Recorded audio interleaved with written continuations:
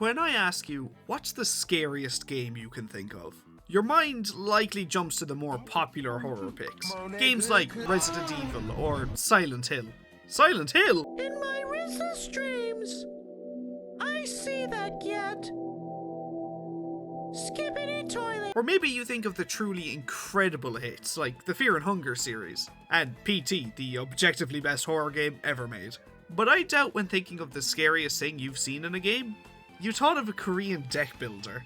Library of Ruina is not a horror game, much to my dismay, because the company who made it, Project Moon, can write some commendably unique horror when they feel like it. Emphasis on the when they feel like it, because the horror is pretty far and few between these days. But when it hits hard. A very obvious spoiler warning for the entire franchise, and if any of the footage so far has caught your fancy, please check out the series yourself. This is the chronological order to experience the 3 games and 3 web novels in, but if you're getting into the series solely because of the grim tones, don't start with Limbus Company, and especially not Leviathan, because they will definitely sour and spoil the surprises to come in the earlier games.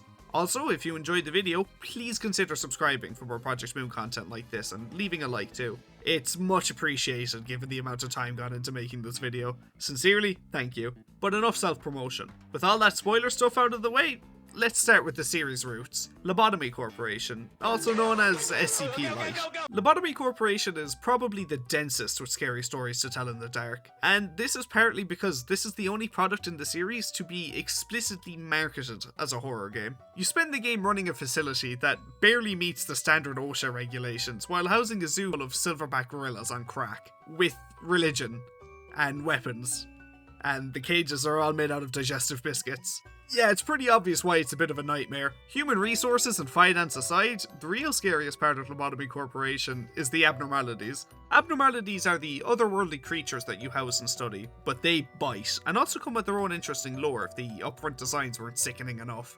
There's over 90 abnormalities in LobCorp alone, both scrapped and removed, so I'm just going to pick out my highlighted favourites and talk about them for the LobCorp parts of this video. And why don't we start with one of my favourite abnormalities to get us in the mood. Nameless... His full name is on screen, but I can't say it because YouTube is a wonderful website ran by mature adults. Nameless's design alone strikes an uncomfortable chord. It's a slimy lump of meat with protruding veins all over its body. The face is meant to resemble a baby, but it ends up in that uncanny valley area that a lot of LobCorp designs do. Its most obvious feature, of course, being the gaping mouth centered right on its belly. Nameless is one of the more passive abnormalities. It doesn't put in or out with you much, or even your nuggets as the day progresses, and it will never leave containment. But if its cliff reaches 0, it begins to cry. Once Nameless starts crying, it does not stop, and it will deal constant mental damage to all agents and employees in the same department. There is only one way to stop Nameless, and that's to play his game. While on a meltdown, interacting with Nameless will lead you to a roulette where all the names of the agents and employees from his same department get spun. Whoever has Lady Luck in their back pocket then gets sent to his chambers, wherein Nameless delights himself upon the winner, restoring his Clifford counter back to normal and ending the tantrum.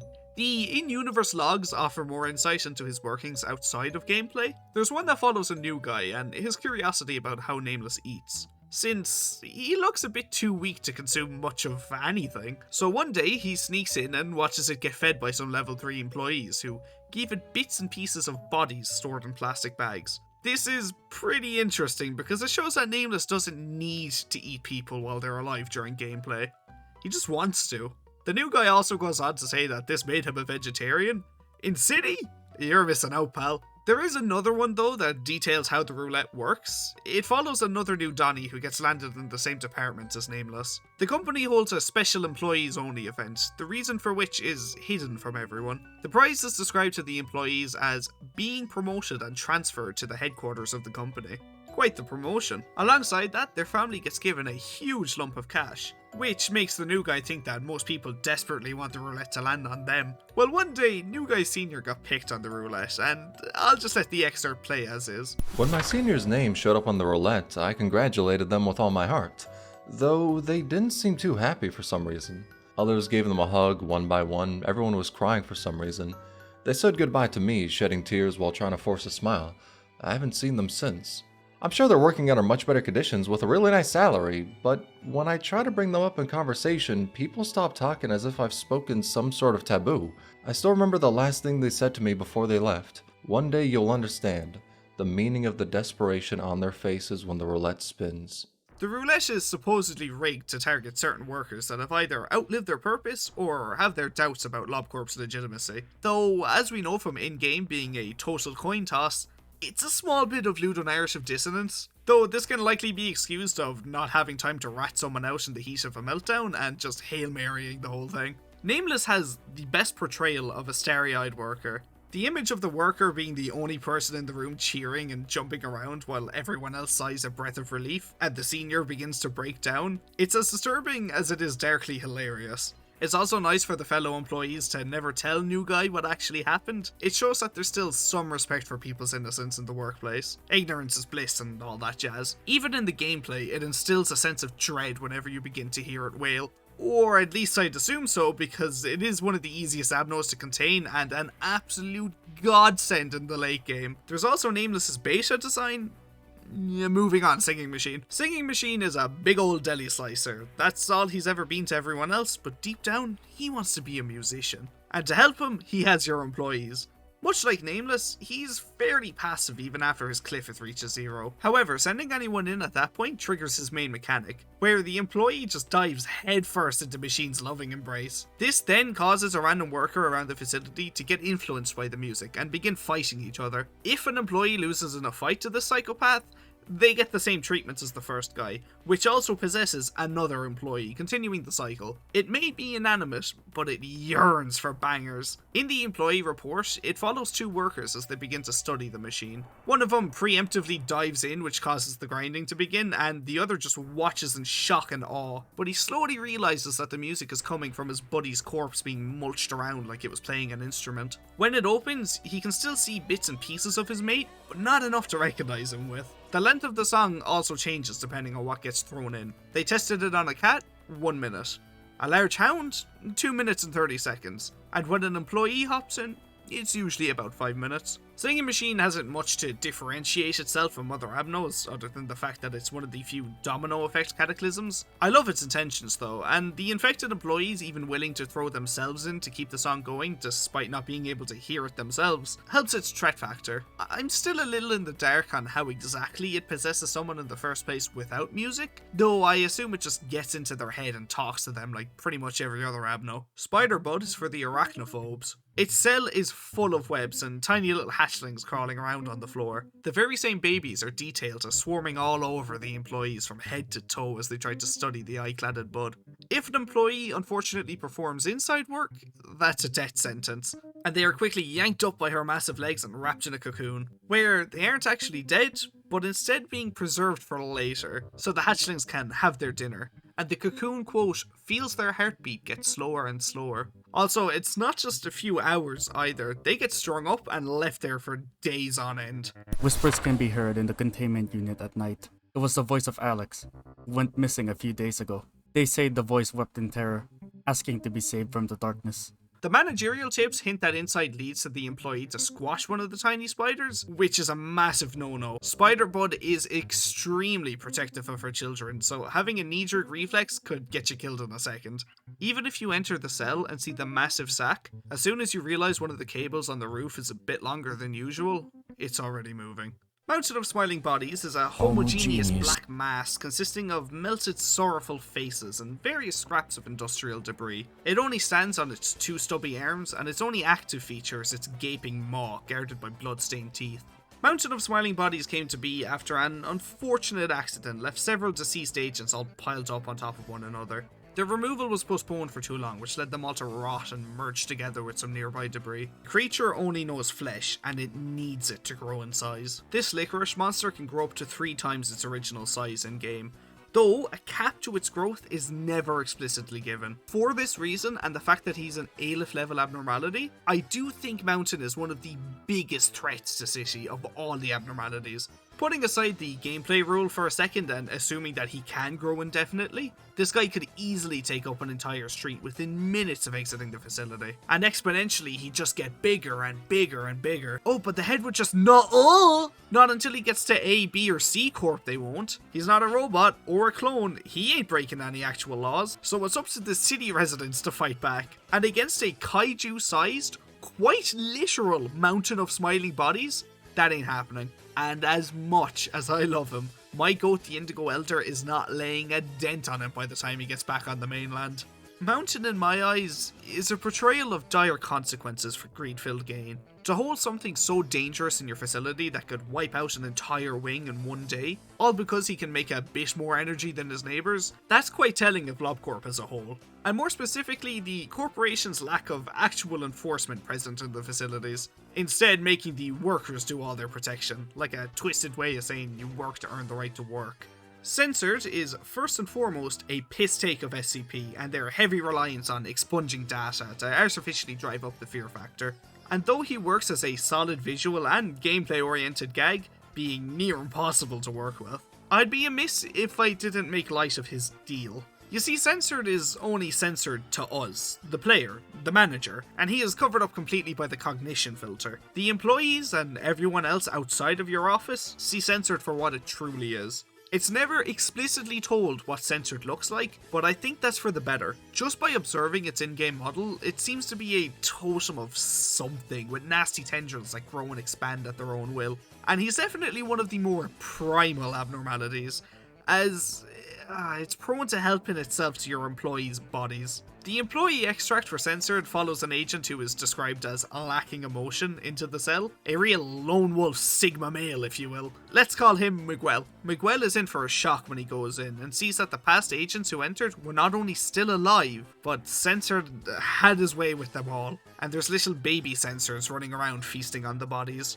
Miguel then gets cornered by Censored almost immediately, and the audio ends briefly. You don't get to see the reproductive process of Censored actually happen in-game in the cell for obvious reasons. However, when he breaks out and grabs onto an employee in the halls, he engulfs them in himself, and then little baby Censoreds are made. So we get uncomfortably close to seeing it. Some interesting food for thought though is that when he stabs an employee regularly, they almost instantly turn into a smaller Censored. So it's not like ever explained if he needs to do it to have kids, or if he can just spread whatever disease he is by touch. Because this is another case of ludonarrative dissonance where the employee logs and the gameplay are showing us two different characters. Personally, I think the employee log version is much more disturbing, yet a little more fitting for the atmosphere of the game. But the in-game version is definitely more stomachable and a funny as hell SCP jab. The whole using your prey as a nest thing reminds me a lot of the xenomorphs from Alien, albeit the facehuggers were never this brutal.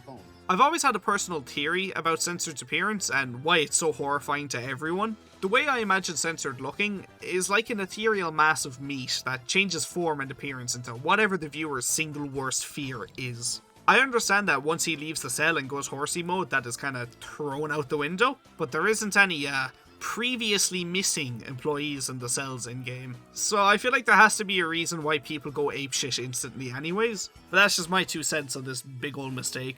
I still love you, Censored, just don't get too close. Of course, if we're talking abnormalities, we have to mention the poster boy of the series, Nothing There. Nothing There is a vile-looking dog made up of all sorts of misshapen human parts. For lack of a better term, he's a skinwalker. Despite his vaguely human meat-resembling design, he himself desperately wishes to be human. Nothing There likes to wear the shell of a human, which is the game's way of saying that he turns your employees inside out and impersonates them. Nothing There's gimmick is evolution. After he kills and impersonates one of your workers, he'll exit his chambers, and you'll have 10 seconds on the dot to find Nothing There in your facility and instantly suppress him. But if you fail to, then his journey to being a real human begins. After a little bit of rampage, the meat dog we grew to loathe will transform into an egg. This egg is massive and keeps the same unnerving, uncanny design as the previous. If he still isn't suppressed yet, he'll transform once more to complete his evolution. This is the real Nothing There. In his desperation to fit in and be normal, he has become an indescribable creature of his own creation. With eyeballs cladded all over, misshapen teeth and a gaping abdomen, he is the mockery of a human in monster form. He terrorizes your facility as one of the single hardest enemies in the game, all the while he spouts the few English words he can understand, repeatedly saying things like, "I love you" and "goodbye." When I first heard Nothing There talking, I thought I had a video on in the background by accident. It's startling to hear any language being spoken in this game, let alone English. Unfortunately, I do feel like LobCorp's art style leaves a lot to be desired for Nothing There, but that's where Ruina comes in. His card art is awful in all the most gorgeous ways possible. In fact, the same goes for Mountain of Smiling Bodies, just being incohesive and overwhelming to digest. I especially love the one where he's just rolling over an employee. Shows off the sheer scale of these monsters in such a gruesome way. Ruina's art style was an incredible step up for horror in the series. It's insane how good Mountain of Smiling Bodies looks. Hell, even Singing Machine got a glow up, and he's a rectangle, but he's got shading now. Ruina was a massive step forward in the world building for this series. It's not even a step, more like an Olympic long jump. Whereas Wonderlab before it tried to introduce the outside world of City, it only did so in a very tight lens, focusing entirely on the main characters from the book, and not really exploring outside of the Lobotomy Corporation nest, leading to almost none of the book having any striking horror. There is some unsettling ideas like Dingle Dangle, but the rest is quite lighthearted.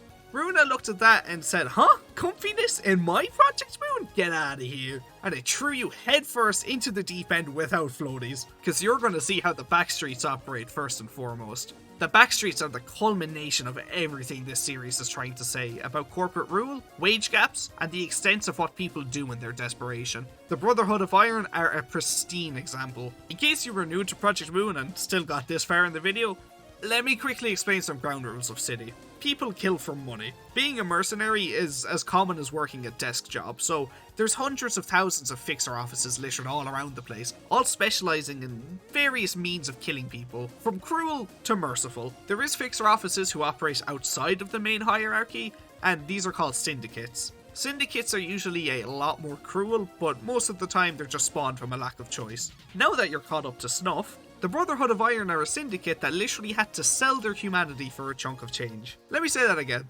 They sold their human bodies for rusty, broken down robot bodies in the hopes that it would help them turn a profit doing syndicate work. You just have to feel bad for these dolts. Mo and Consta's page both reminisce about food and how they can no longer taste it because of their new bodies. And damn man, these guys honestly had it the roughest out of like any syndicate we've seen. And it's possible they had no choice. Living in such an oppressive world, they had to adapt to get anywhere. And unfortunately, that was to reject their humanity in the cheapest possible way they could, which sadly ended up handicapping them in the long run. But speaking of cyborgs, the Sweepers are another crowd of machines once believed to be human. First introduced in LobCorp, perfected in Ruina, and oddly missing in Limbus, the Sweepers do what their name suggests. They cleanse the backstreets at night. They dispose of anything that gets in their path, alive or deceased. This is City's form of the witching hour, from 3 AM to 4 AM every night. The Sweepers are human, despite what everything else about them may lead you to believe. They speak in their own binary language, they look horrific and infused with their very armour, they fight like barbarians using all sorts of chemical weapons, and they just refuse to stay dead. But as we see in one of the game's CGs, they are very much killable and very full of human bits. They work as a hive mind too, all serving their mother, who we never get to see but only hear of. It's possible that she's the one who creates these abominations. Anton's page tells us that their bodies are made of liquid and they need the suits to keep them intact, but what he really means is the tube on his back, which is like their life force. They use the liquid to melt humans and then drink the melted human to refuel. It's a self-sustaining practice that allows them to hunt every night. Apparently the liquid is patented with the approval of the head. So, if you think I was being hyperbolic by saying that the head would let Mountain go on a killing spree, they also sponsor these things. Good luck defending them now. Also, despite their appearance and the way they act, they're quite well spoken in their pages, which is honestly more terrifying. They have better grammar than like half the cast. The mere fact that they are conscious of the deeds that they are committing, but this is just their way of life, is pretty depressing. They also try to justify their actions, albeit in a very funny way with the regular Sweepers page, where they basically say that you can kill your noisy neighbour and throw the body out to the Sweepers, and you're doing a service helping clean up the back streets. So very nice advertisement there, I respect that. The Carnival are another syndicate, one of class and style. They're tailors, but not the traditional ones you may be thinking of. No, instead of naturally grown silks, they make it themselves, weaving cloths made of people in the backstreets.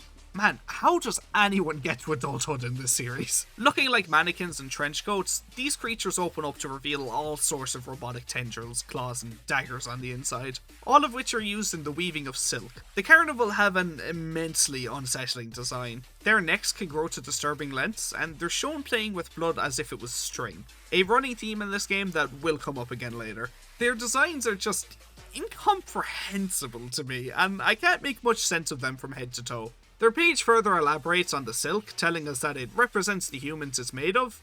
For example, a physically strong and mentally fortuitous fixer would produce a suit reminiscent of ballistic weave, but an average Joe Schmo off the street would make a normal basic fabric. This opens up so many opportunities for messed up what ifs. I mean, what if these guys managed to scoop up a colour's body and turned it into a suit? How strong could that be? That'd be something really cool to see if they ever did make an open world Project Moon game in the future, using these guys to upgrade your gear. They are admittedly a blink and you'll miss them encounter in the game, yet their designs are iconic to me. Between the Carnival and the Sweepers, surely the Backstreets have had their fair share of dinner for today. Pierre and Jack are cannibal chefs with a moderately successful business in the backstreets of District 23. Pierre, the adorable head chef, and her Sue, the hulking, handsome Jack, are the two owners of Pierre's Bistro, a restaurant that specialises in meat pies, made of, you know. They don't outwardly say in universe that they serve human meat because that would lose customers, but regulars still come back for that special taste they just can't get anywhere else. Despite cannibalism still being considered a taboo in City, this stuff is so normalised to some that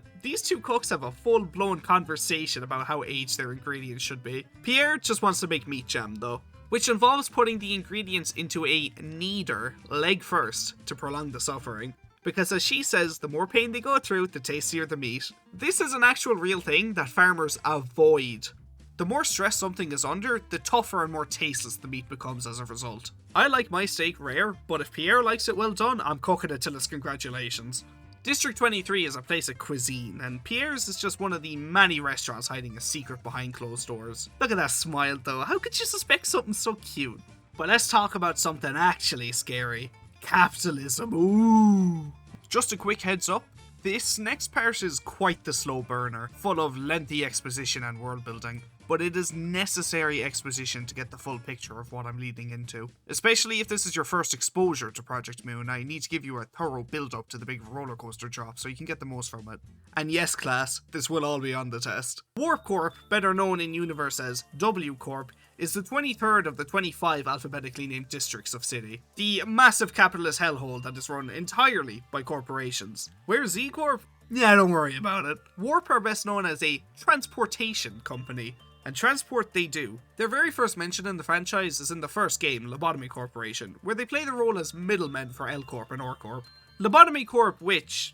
Right, quick aside, why the fuck did they name themselves Lobotomy Corporation in-universe when their main selling point was energy? Better yet, why would anyone sign up to work here? We know in a nest it's not all economic circumstance for the employees either, because the workers in Wonderlab, they seem pretty cheery to get up in the morning and go to their workplace named after a medical procedure that has been banned for 54 years. Regardless, Lobotomy Corporation struck a deal with OrCorp, the private militia of City, to supply them with plenty of electricity for whatever they need, as long as OrCorp lends a hand in the facilities whenever they're needed. They soon find out though that they should have been a bit more specific on their contract. Sure hope that doesn't come back to bite them in the ass anytime soon. Oh, and they also supply L Corp with bullets. And though ammunition is a hot scarcity in City, they don't mind dumping their abundance of 9mm rounds into LC for the agents to use as part of their deal. But the Rabbits, the specially chosen group of mercenaries to help defend LobCorp, need to get into the facility somehow during the thick of it, and that is where Warp come in. Warp installed teleporters inside both OrCorp and L-Corp so that they could travel with ease with no delay. It does come at a pretty penny though, which is why it costs a quarter of your energy to call in the Rabbits during gameplay. Teleportation ain't cheap. Even though LobCorp was the first game and it's obvious they didn't have a ton of City planned out yet, it's really awesome to look back in retrospect at Warp's kinda minor beginning and seeing what it's grown into. But they did just start as such, a minor influence on the story. At this point, they were still mostly used as a safety net for the writers. If someone were to ask, how did they get such and such into the facility, they could just be like, It was warp. This is best seen in Wonderlab, where we get the very first mention of warp trains in the city. Ty and Rose are enjoying some top shelf fancy cookies, and Rose explains to Ty that they need to be transported especially via warp train from an unnamed part of the city. And look, okay, I know somebody is already writing that Wonderlab isn't canon comment. I am well aware, but I still love this little comic. It was still official PM media up until recently, and it still introduced a lot of stuff that would stick around for the rest of the series. I am very well going to take any opportunity I can to mention this series in a positive light and give it the recognition it deserves. As far as I see it, Wonderlab is in a Toho 98 or Fallout Tactics situation. That is to say, if something new releases that conflicts with the continuity of Wonderlab, then obviously the new thing takes priority, a la Kat saying that she wants to see the ocean, which later gets retconned to the Great Lake. But for stuff that doesn't conflict, I don't see the hullabaloo about why we can't just keep these happy beings canon in our hearts. Regardless, tangent aside, Warp and OrCorp do keep their friendship, by the way, and I will elaborate on that when the time is right. I've been using words like teleportation and transport a lot, but I haven't exactly explained what makes Warp tick. So every corporation and city has a special ability. This ability is called a singularity. LobCorp is being able to turn emotion into energy. T-Corp can capture time in a bottle, more on that later. OrCorp can clone living individuals, and I think you get the idea. Warp's main gimmick is screenshots. Using their singularity, Warp can take a snapshot of any living being or object, and then, no matter how badly that thing gets mangled, they can restore it back to its original shape. This is how they operate their teleporters. They simply take the rabbits and eviscerate them, then reconstruct them in LobCorp in the snap of a finger. I highly doubt that LobCorp was the only corporation that OrCorp was fighting for, so it makes sense that they'd be best buddies with Warp. Then there was just kinda nothing for a few years, and then Ruina dropped, which threw Warp into the spotlight. In the third act of the game, Urban Legend, we get to meet the Molar Office, a trio of fixers. Their leader, Olga, just so happens to be a friend of Mio's. Small world. Well, Olga is horrendously hungover, and the gang decide to take a warp train. This is the first time we ever see these beauties in person, and the train stations too. Warp trains are massive. And I mean, they'd want to be. Do you know that they can transport you anywhere in city in just 10 seconds? That sounds like a deal too good to be true, but they wouldn't lie because their livelihood as a corporation is at stake. Stalking the Molar Office as they board the train is the Gaze Office, and as their name would suggest, they specialise in gathering intel. They are hired by Nemo, of course, to follow the Molar Office in the hopes of learning more about Warp Corp's singularity. They have already placed a bug on the Molar Office and are tracking their journey on the warp train while explicitly not boarding it themselves. Nemo of the Kane Office is offering 200 million on for this job, and if we consider that one on is one South Korean won, then they're looking at about 130 grand for figuring out how the train works. I'll get more into this later when we have more context to work with, but Nemo is rich. He's fucking minted. But for him to offer so much shows that he knows something most others don't. But it also shows that he's never taken the train himself. While this is all going down, on the other side of the station are a cute young couple, Tommy and Mary. Oh, sweet lovebirds, how cute you are. They're going on vacation together, and Tommy is a little scared, mentioning how the corporation had plenty of accidents when they were first starting out. These accidents aren't elaborated upon, unfortunately, but Mary eases his worries and tells Tommy to just stick tight by her side. Some choice words there.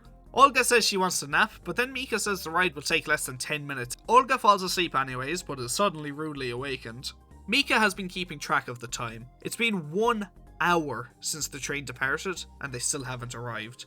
6 hours in, then 17 hours in, and people are starting to get antsy. The Molar Office cut off their seatbelts and get out of their chairs. 14 more hours pass. At 31 hours, they are now a day inside the warp train. A far cry from the 10 seconds they believed. Mika takes note that she isn't feeling any thirst or hunger despite not eating in over a day. Olga tries to force open the doors, but to no avail. As a last-ditch effort, she pulls out the library invitation, and the Molar Office escape. On the outside, the Gaze Office are perplexed by the ongoings. The GPS Dalek was using lost all connection the second the train dispatched. This shouldn't have happened, and as they argue, Alec pulls out an invitation to the library. Confused and with no options left, they sign the invitation. Everyone else on the train gets no such luck. 240 hours in. Tommy awakens in a confused daze after being out cold for 3 days straight. He is greeted by a tall man and lady. They introduce themselves as Elena, a nurse, and Jehun, a doctor. Elena mentions how she has taken trains before and they all only took 10 seconds, ensuring these two that it's just a malfunction. At 15 days in, someone in the carriage over does the dirty deed dirt cheap and cuts their own throat clean open. The guy doesn't die, however. With the head barely dangling on by the neck, he can still speak and he doesn't bleed out. Elena explains the next day that when the body was quarantined, all the blood on the ground followed it, clinging to the body like a cohesive mass, and that the poor sod can still feel the pain of the cut even a day later. At 30 days in, these people get labelled as suicidals, and they begin to get segregated out of the regular carriages. At this point, all the passengers with some humanity left are completely dependent on Elena and Jae-hun. They have them all wrapped around their fingers. At 93 days in, over half the carriages are consumed with gory scenes. People are beginning to kill for sport and are breaking into other carriages to hunt. It's at this point where the passengers all beg Jae-hun for a way to keep them together, to be able to fight back with their loved ones. By 100 days in, he made that wish a reality for them. Tommy is disgusted by what Jae-hun has done, but Mary still insists that they should do it too, it's for the best. And after 2 more weeks of thinking, he makes his choice. For the sake of protecting his lover, he decides to go through with Jae-hun and Elena's plan. At 120 days, the procedure is complete. At 150, the passengers of Carriage 7, the main one we follow, are protecting the rest of the train. At 3,437 days, they've gotten used to it and can fight with ease. This is where we get introduced to Temeri, the heroes of Lovetown. At 724,284 days, Temeri can barely speak coherent English. They speak like a child and refer to Elena as mommy. I mean, I was doing it before it was cool. They simply can't decide if they want to fold flesh lumps into squares or triangles. Elena at this point has completely brainwashed them into thinking that they enjoy pain, so they can do either or. At this point, Elena mentions the urban legend level library, which is just sent an invitation, which she gives off to Temeri. I really appreciate this tiny yet unimportant attention to detail. At this point, the library is nearing the end of urban plague status, but because they've been on the train for so long, Elena still thinks it's urban legend. Temeri then goes to the library, Lovetown citizens in tow, and the fights begin. The first wave is nothing to write home about, but the actual showdown with Temeri places you inside of Lovetown itself, since the appearance of the library is affected so heavily by emotion, and by extension, this fight ends the Lovetown story. I have so much to gush about here, but I will have to wait just one moment and get the next part done first before I can. But, oh, I Lovetown, it's so perfect, I love it. Directly after Elena sends Temeri off to the library, she reconvenes with Jae-hun, who is exploring the first class carriage, where he finds a T-Corp box so nonchalantly hidden. He begins to monologue to himself, but some things of note are how he mentions that first class tickets are extremely expensive, and he laments that there shouldn't be first class tickets if the ride is to only last 10 seconds. But that's because the first class VIPs are in a cryostasis of sorts, like an incubation chamber. They are sound asleep without a care in the world, completely unconscious throughout the entire 2,000-year trip. Most importantly, he answers an important question. How can he and Elena stay so sane after so long? It's explained quite literally as magic, so it's assumed that Pluto just used his Heaven Door ass abilities to make it that way on them. I'll be honest, I don't really know the specifics behind it, but that's what makes the most sense to me, so. Jae-hun soon transforms back into his true self, the puppeteer, and begins work on the first class personnel. In an act of cruel karma, he doesn't let them off as comfy as they thought their money would buy them, instead transforming them into the puppets. Hulking, grotesque creatures made of their own bone, but still alive as they gargle on their own blood. A fate way worse than death, but still better than purgatory. One last dark joke from Warp. After their reception, the train finally comes to a stop after 2,000 years, and everyone and everything on board is returned exactly to how it was during the first 10 seconds, including their memories. Meaning that all that torture, mental anguish and suffering was for naught. And the passengers go along their day after their short trip, because after all is said and done, the trip really was 10 seconds. For the people on the outside. There may be a few questions lingering in your mind, so let me answer them quickly. Firstly, why is T-Corp on the train? T-Corp Singularity has the ability to change the course of time, either to Maiden Heaven speeds or purgatorial lengths. This is how the passengers can spend so long without decaying or acquiring permanent injuries. Secondly, how did they get them into stasis if their whole gimmick is restoration? Well, I sorta kept important information exempt from the earlier parts of the video to make the story of Lovetown a little more interesting for anyone who doesn't know it. You see, Warp actually has two singularities, one of which is from a fallen wing. This one has the ability to enter different dimensional planes. By using that, they can send warp trains into another pocket dimension and let it sit there in time dilation alongside the T-Corp box to get the desired length of the journey that they want. Then, when it's all said and done, they can essentially bottle up that time and give it back to T-Corp. Warp gets to make a fortune off of train tickets and cargo hauling, while T-Corp gets an abundant supply of bottled time each day for their own use. It's a win-win. You might just be thinking at this point, why don't they supply the gimmicky incubation vats of the first class to all the carriages? Why is the 2000 years purgatory needed? And to that I answer, it's funny. But in all seriousness, they're probably also making bank from studying the human psyche and how people buckle under situations like this. And also, stasis jelly is probably expensive as hell, and that's a profit loss. No one likes a profit loss. Also, the reason I said Nemo has probably never taken a train is because he's rich enough to go first class, and I don't believe their memories are wiped, though they probably still are. But that doesn't matter because the cryostasis tubes are like a 10-second trip. It's fairly obvious what's going on. Okay, enough story and context for now. Time to fanboy. I mentioned earlier how Warp is my favourite part of the franchise, but Love Town is precisely why. It's even the reason I got into the series in the first place, so I do hold it very close to my soul. If even just plucked out of Runa for a second, it is an incredibly rich and beautifully haunting short story about blind consumerism, trusting altered public opinions, how easy people are manipulated in times of crisis, and human behaviour when given complete freedom. This is the first time in the series that Warp isn't shown in a business sense or talked about as just a cargo delivery service. This is when their true colours shine and we see just how evil they are, how evil City is to the average working man. Jae-Hun has an extremely chilling line and has lived rent-free in my head since my first playthrough. He asked the first-class passengers a simple question. What is your real life? The one you were living for some few decades, or the one you've been trapped in for thousands of years? It took a few seconds, but when the realisation of what he meant here hit, it made me sick to my gut. Warp trains are the most convenient option of travel by far, so it makes sense that the average businessman would take one on their commute to work every morning and every evening. Monday to Friday, January to December, for their entire working life. Each day they spend upwards to 4,000 years in hell on earth with no recollection of it ever happening, and with no idea it'll happen again tomorrow. Jae-Hun does strike a serious chord here though. Is the warp train really your true self? Where each and every trip you let your true colours show? Or is it just merely a blip on your boring 80-year-long life? It's uncomfortable food for thought that everyone can ruminate over differently. I'm gonna burst if I don't talk about it. The art direction with all of Warp and especially Love Town is so good that no matter how many dick-riding adjectives I spewed out, it would never do it justice. The black and blue colour scheme of Warp is instantly recognisable and screams techno.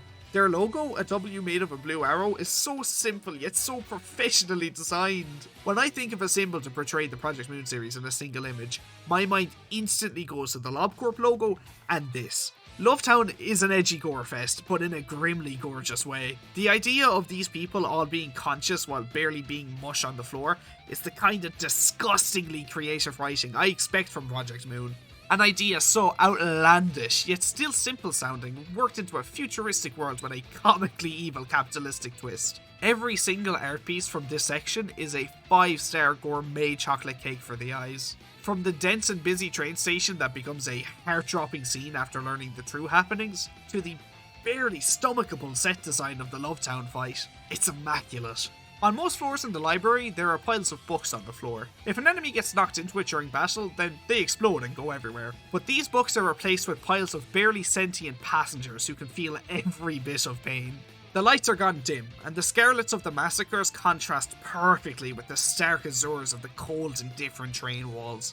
The story is told almost entirely through text, but the stellar art helps to keep the oppressiveness of the trip weighing on you as you flick through each line in deep discomfort. Love Town itself being written in a strung up intestine, of which the owner is probably feeling every single Christmas light pinned to the wall. It's like the cherry on top of this whole nightmare. Love Town's one job was to show how putting your faith in corporations is a nightmare, and they told it quite literally. And there's no feasible way I can talk about Love Town without mentioning the Millie song written for it, From a Place of Love. This is my favourite Millie song. It's the best one of the ones I've heard anyways, and it's not even a contest. I can't play it for obvious copyright reasons, but rest assured that I've done my fair share of listening. I've shown this screenshot a lot in videos, but this is actually mine. These are my listens. From a Place of Love and Fortnite hits incredibly different, on God. If you're not sad enough yet, Tamari has a fun boss gimmick. After hitting the big lump enough, their back will explode, and alongside it, Tommy's head. To which Mary roars in pain and anguish, as she even begins to remember who she is and why she's here, right as it's all too late. So she dies, all the while feeling immense guilt without the chance to ever say sorry to the man she tried so hard to protect, but in the end only ended up dragging through hell. I can't stress how much the brutality of this entire story helps City's world building as a whole. How many other sickening experiments are being pulled without the public's knowledge for some shady intercorporation deals? Limbus, for all its faults, and specifically Canto 4 for all its faults, does offer their singularity, and the law enforcement trying to maximise the suffering of the innocent public for the higher-ups' monetary gain does echo Warp's shady business, even if it's quite on the nose to the general population. However, I would be amiss if I were to not mention the heavily speculated inspiration for Lovetown. Though it's never been explicitly confirmed, it's almost too much of a coincidence to not imagine it played a role in Warp's creation, and that is Stephen King's The Jaunt. The basic gist of the story is that mankind has perfected interplanetary teleportation. Humans can travel from Earth to Mars in a matter of seconds. Starting to sound familiar? Where this differs is that in the Jaunt, the passengers have to be completely unconscious for it to work. So they're all supplied gas masks which knock them out instantly. The main character is called Mark and his son is called Ricky, but Ricky is an idiot kid and holds his breath to see what happens. As a reward for his curiosity, Ricky is now sentenced to an eternity alone, in a white void, by himself. And it's never given a definitive number how long he spends in there, but you think Lovetown was bad? Try millions and billions of years alone in a white void. I think it's safe to assume that within like the first 10 years you just pull a cars and stop thinking at that rate. But where this differs from Lovetown is that Ricky remembers. He remembers it all and comes out the other end of the teleportation a disfigured, tortured mess. I can see why Project Moon decided to take some creative liberties here. The Jaunt was written for the Twilight Zone magazine in 1981, so it has a few decades on Ruina. And again, I'm not saying Lovetown is based on it like it's a fact, but I'm willing to bet money that it is. It's too similar to ignore it. Well, that got awfully dark fairly fast. Fun Lovetown facts. If you take 3 models of the Lovetown citizens and play a bit of J-Hun yourself, you can actually make a smaller Tamari.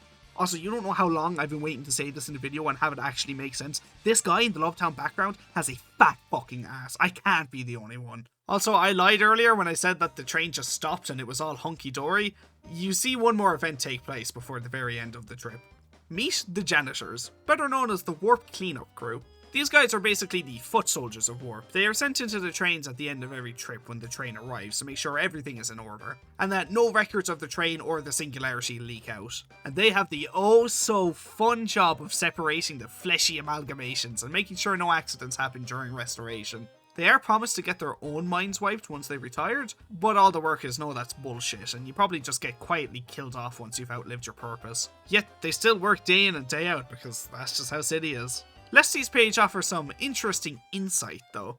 You see, Warp has a strict ban on colours boarding the train because of their immense strength, and instead offer them a first class seat or no passage at all. This is because one time an unnamed colour did sneak on and lived out the 2000 years, training the passengers how to fight under their guidance. It ended with most of the subsequent cleanup crew quickly and mercilessly getting butchered to unrecognisable pulps. This, however, is where the aforementioned alliance between Warp and Orcorp come in, because the rabbits, well, they made quick work of the passengers. The entire cleanup crew chapter hints at various other trips that I would love to see for myself. The idea of a colour starting a cult of bloodthirsty warriors with 2 millennia of brainwashing and training is as hilarious as it is scary. Sen also mentions how their last train was completely untouched and all the passengers were still sitting in their seats with their hands clasped together, presumably praying. This is equally as intriguing to me.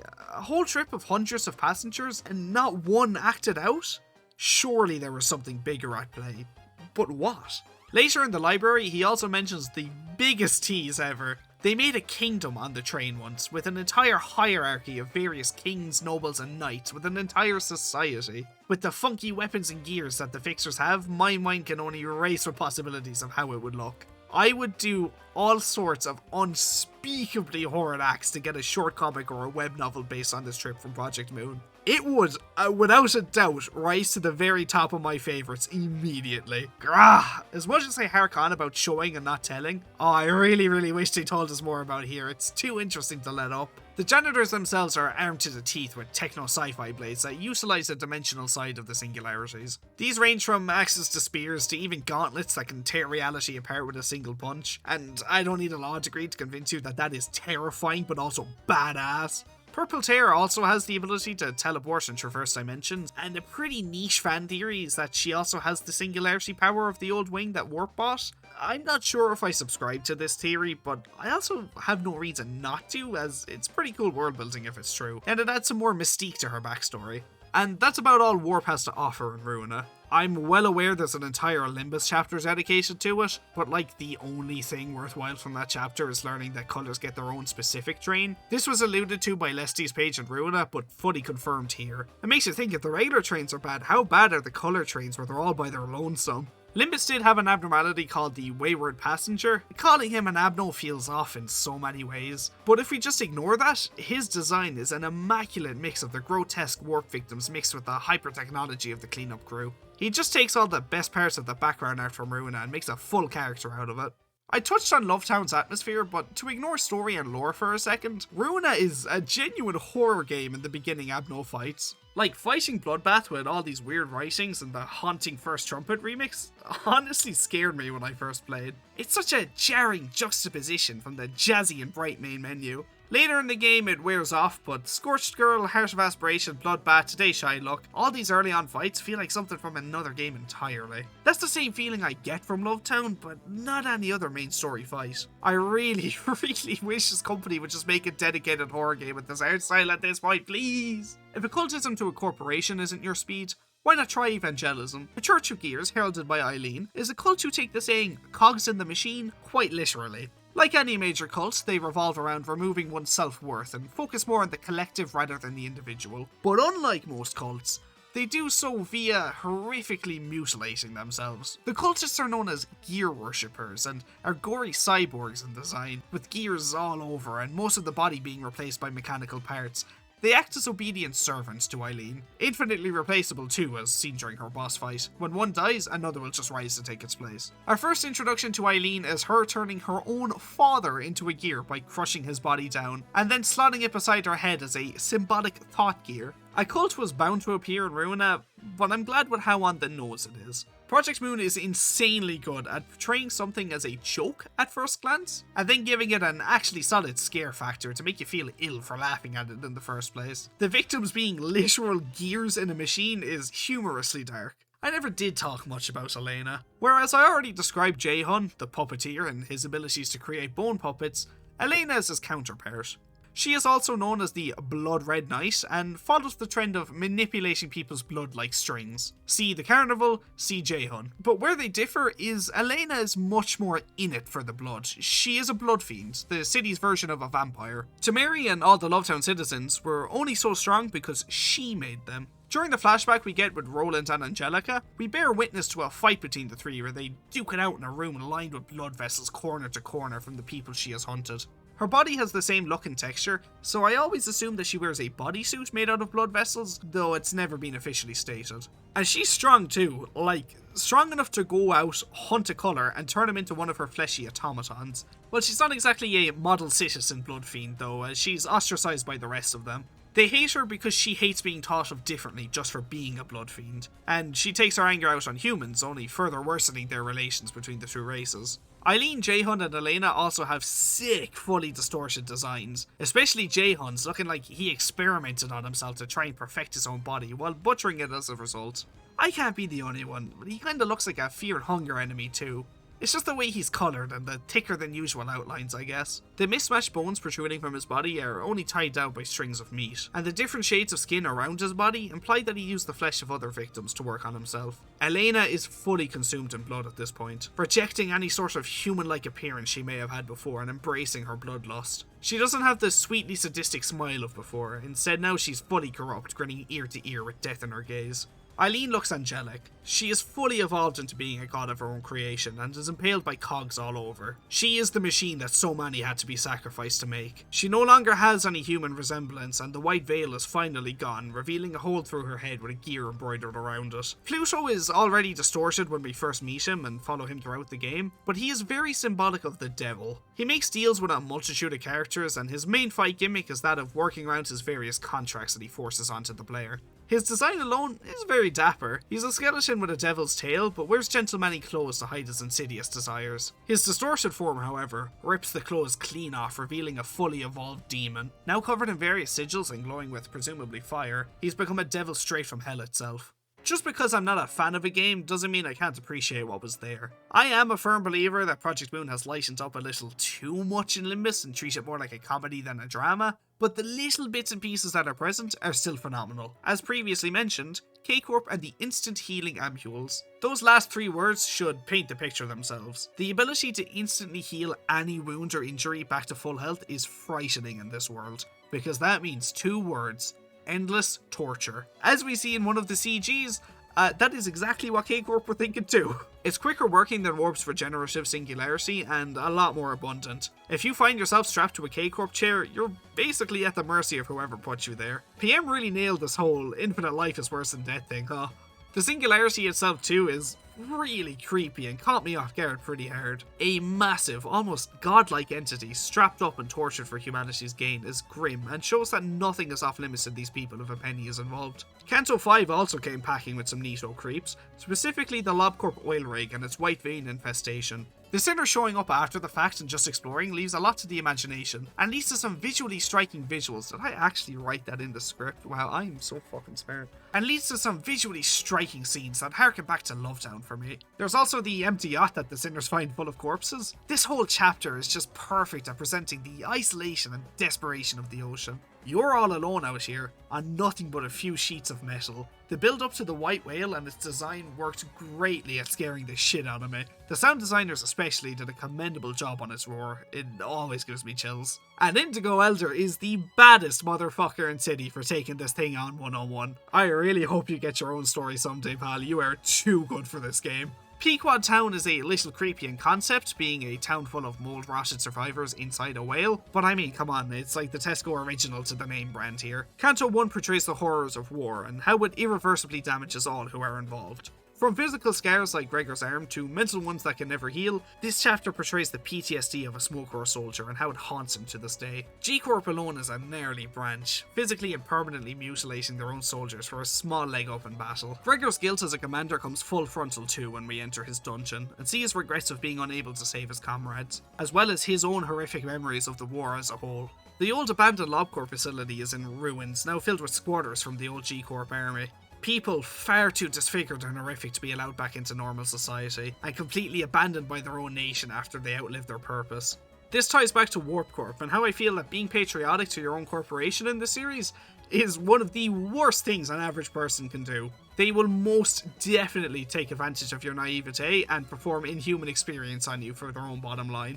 City is one of, if not the worst dystopian worlds I have ever seen to live in. The whole rich versus poor debate in media has been done to death and back, but I haven't seen much that make those at the top gaslight the bottom to such extreme degrees before. That the warp train is a modem for the people and made to make your commute to work easier. That you are a true patriot for agreeing to let G-Corp make you into a weapon, and that you'll be praised as heroes upon your return. And the unfortunate population have no choice but to believe this shit. It's all they know. And if someone has so much as an inkling that, hey, maybe this isn't right, you get sacked and fed to a giant mucus baby to shut you up and keep the gears turning. Hell, you don't even need to be patriotic, or you don't even need to be yourself. Orcorp has such expendable yet extremely well-trained soldiers because of their own singularity that allows them to clone people. Using that with, presumably T-Corp singularity together, allows them to clone their best soldiers infinitely and then train them to be Navy SEALs in just a few days. That training consists of the clones killing each other in a controlled facility, while only being able to feast on each other's corpses as a survival of the fittest scenario. This is to ensure that they get the most bloodlust-driven killers they can, despite their horrendous ethics behind it. It's all getting a bit too corporate though, don't you think? Let's reel it back to monsters to finish it off. Queen Bee is disgusting. I don't even know what I'm meant to be looking at here. Her story does describe her as being an amalgamation of both the bee and the beehive itself. Queen Bee acts by spreading her spores in the facility. If these spores infect an agent, they won't notice immediate effects. But after a small period of time, a worker bee will hatch from their body. These bees are horrendously disfigured with massive daggers for teeth and a limp excuse for a stinger.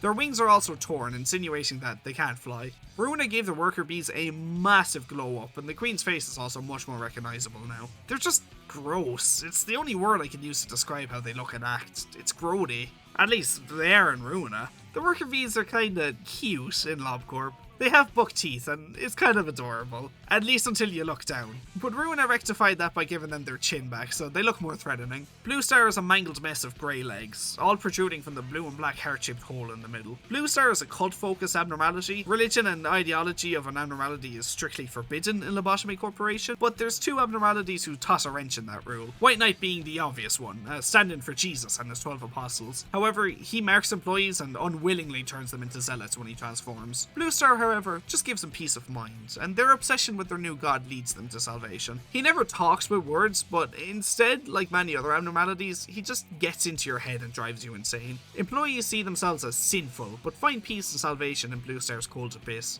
And this leads to agents throwing each other into Blue Star, who absorbs them into his heart, which is presumably its own pocket dimension of nothingness. On one hand, it's oddly wholesome that the employees can find peace of mind with even the most abstract of beings, but it's also disturbing how quickly Blue Star can subliminally get into their head with just a few twing dooms and by just existing. Also, if his heart truly is an abyss of emptiness, then that's yet another theme of purgatory present in the series, albeit that's probably a stretch, and the Blue Star Impossibles likely die from the sucking. Also, eat your heart out, Warp. My favourite Abno doesn't need any fancy tech or singularities to get his own pocket dimensions. Lastly, I want to look at an abnormality I had to exclude in my weapons video, Naked Nest. Naked Nest is a large hive. It looks like a dusty wasp's nest with strange elongated creatures exiting through its orifices.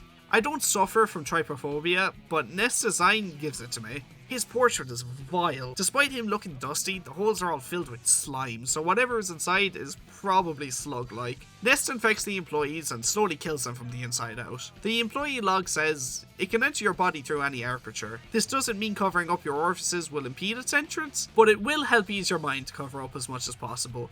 I love so much that it's written to say that it's practically inevitable that Naked Nest will infect you, but hey, go for it anyways, and might make you feel better about your death. It's blunt and honest, I respect that. The infection will continue to work its way through the victim's body until it reaches their frontal lobe, where the nest takes full control. The employee then gets permanently disfigured and engulfed in the same material the nest was, becoming a new home for the creature. He's only a VOV risk, but the fact that this infection is airborne can likely enter your body through your skin cells and slowly transforms you into a host from the inside out with no cure, makes him on par with the Aleph to me. Like, sure, Melting Love does something similar, but Naked Nest looks way more brutal and is a much slower, and in tandem, more painful death. I had a brain-eating Amobia once. Poor fella died of hunger. I'm going to end this video here, but there is so much I haven't talked about. The dozens of other abnormalities with unique gimmicks like Today's Shy Look or Redolta to name a few. The endless spew of syndicates and fixer offices with their own different weapons to do the job with. Or even just the awful everyday occurrences in the backstreets which are normalised in City. This video started as me wanting to talk about horror in the Project Moon franchise, but ended up with me describing parts of the series as they were, because City is truly one of the worst places to be in all of fiction. The backstreets and what they contain are sincerely the most interesting and untapped potential this series has, and I'm waiting oh so patiently for the next game to come along and start us back there again. So I do apologise for this video kind of being all over the place, especially with the warp section, but I just wanted to gush about a topic I cherish so much. The outstandingly brutal art, the stomach-churning soundtracks, and the taboo subject matters all work together perfectly to bring us a world truly like none other. If you have gotten this far, please consider leaving a like or even subscribing, as this video was one hell of an undertaking to create. I had a lot to say. Even just your view is greatly appreciated, and I can't thank you enough.